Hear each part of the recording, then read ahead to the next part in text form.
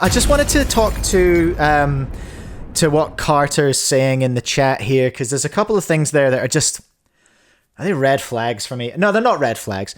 Listen, Carter, we are allowed to disagree as functioning human beings with functioning brains. I'm sure yours functions at a far higher level than mine, but we're allowed to disagree, and that's cool. We'll keep talking, I'm sure. But so I've just looked up Carter on WCA. He's a WCT member, so he's on the communications team.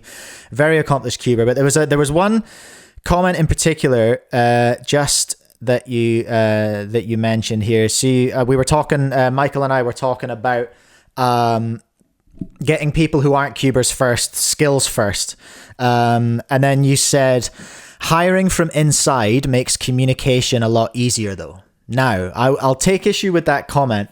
With peace and love and respect. I see what you're saying there. Hiring from inside probably does make communications a lot easier. And then you go on to say, especially in the sense that you don't have to explain your perspective as much, and how cubing is. That, to me, as someone who's completely outside the WCA, okay, that's my perspective. That, to me, is a bit of a red flag in a marketing and communication sense. Because if you're telling me that you have a message that is too difficult to communicate to anyone outside of competitive cubing, then your message, it could be argued, is no good. So I think I would invite you to just maybe reflect on that. I'm not saying you're wrong. I'm just saying that's not lending itself. Like that mindset is not, it is the opposite of a growth mindset. Remember, I'm just a goober on the outside, but I want to see speedcubing grow.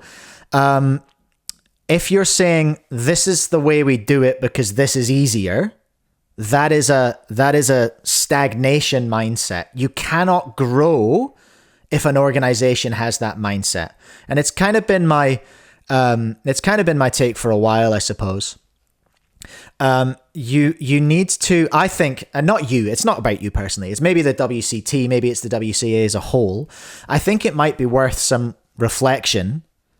Here's some unsolicited advice. It might be worth some reflection on why it's difficult to explain your perspective as much to people who aren't in cubing. And I'm sure there will be challenges in that. It won't be easy work. But I would encourage you potentially to reflect on that and be like, how can that mindset lend itself more to growth rather than stagnation? Because I feel like the risk of not growing is stagnating. And there are risks to growth as well. I'll concede that, of course.